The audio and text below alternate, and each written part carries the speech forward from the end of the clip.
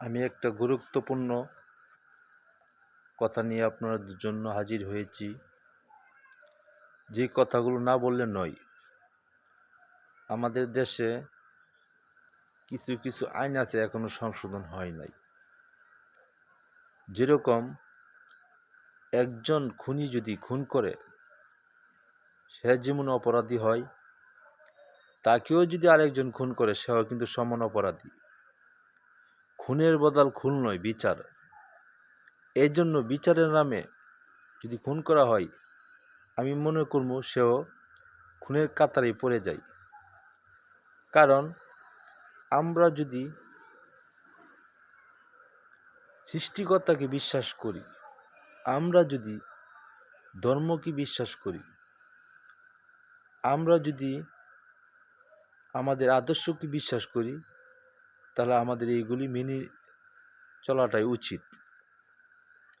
কেননা আপনি একটা মানুষকে যেভাবেই খুন করেন না কেন, সেটা খুনই প্রমাণিত হয়।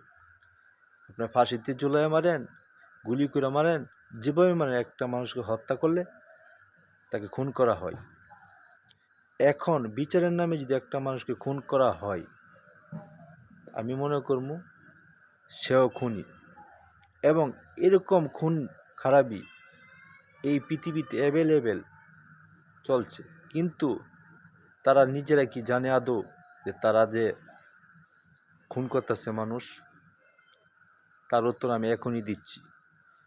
একজন যদি খুন করে, তাকে যদি আরেকজন খুন করা হয়, সেটা যদি খুনি উপাদিত হয়, সে যদি অপরাধ হয়, তাহলে আমি মনে করব বিচারের নামে ফাঁসির রায়টা, যে বিচারের নামে ফাঁসির রায়টা, সে ফাঁসির রায় যখন দেয়, একটা আসামিকে তখন ফাঁসিতে ঝুলিয়ে খুন করা হয়।